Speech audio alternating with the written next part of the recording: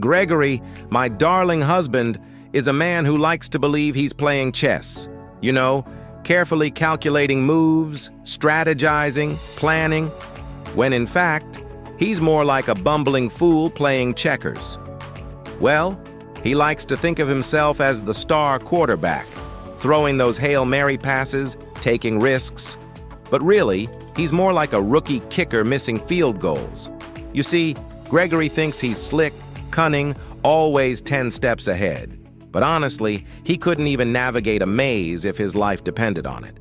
I mean, he once got lost trying to walk to the mailbox. All this posturing, all this swagger, it's just a thin veil over a heart that's softer than stale bread. Now imagine our little domestic drama unfolding in the heart of Manhattan. The sun's out, birds are tweeting their little bird songs. And then there's Gregory. He's hatching a scheme that would make even the Joker raise an eyebrow. He's concocting a plan so audacious, so downright ludicrous, that if it weren't laced with an ounce of genius, it would have been laughed out the window. His plan was simple in its complexity. A perfect execution, like Beethoven's Fifth Symphony, would see his name etched in the penthouse suite above the city. That's because he's targeting my inheritance, a trust fund set up by my parents, enough to make a small fortune blush. But he's not aiming for the whole shebang. Oh, no, no, no. What he's after is a sizable chunk, the kind of money that makes grown men weep tears of joy and women do that thing where they slap their thighs and say, "Lord, give me a man who can handle that kind of cash." He wants $2 million. Now this isn't your run-of-the-mill marriage, no siree. We're talking high stakes, higher heels, and higher brow when it comes to decibel levels. This is classic old money versus nouveau riche. Picture two peacocks sizing each other up, feathers ruffled, ready to strut. Only one of us is hiding a razor-sharp beak under this perfectly painted smile. Enter Act 2. My darling husband has decided that my inheritance will now be known as his. Now, don't get me wrong, I love the sentiment, but I'm not so sure about the logistics. See, he's managed to convince me that we need to merge our assets for tax purposes. And by merge, I mean hand over my money and keep the receipts. He's got a whole team assembled. Lawyers sharper than freshly honed scalpels, accountants who could balance books while juggling chainsaws, and financial advisors who've made shady dealings look like Boy Scout meetings. My own people are, well, let's just say they're as sharp as tarnished silverware. And with Gregory waltzing in with a bag of legal tricks that would make a courtroom blush, they've cowered like a pack of scared kittens in a room full of barking chihuahuas. But wait, aren't these supposed experts going to uncover the depth of my wealth? Won't they realize that my inheritance isn't exactly chump change? Well, you see, that's where Gregory thinks he's found the winning card, my age. As far as my darling husband knows, my parents left me a trust fund worth $40 million. He probably thinks it's bottomless like the ocean or the Kardashians' bank account. Truth be told, that number sounds about right, at least in his dreams. In reality, my trust fund is about as deep as Gregory's understanding of quantum physics, meaning it's practically non-existent. If you laid all my money out on the table, it wouldn't stretch the length of a Monopoly box. Gregory is chasing a ghost, a phantom fortune that only exists in his fever dreams. And speaking of dreams, remember that? Two guys walk into a bar and suddenly the world explodes. Not in a glorious fireworks display, but in a cacophony of screeching metal, shattering glass, and one guy's hopes and dreams.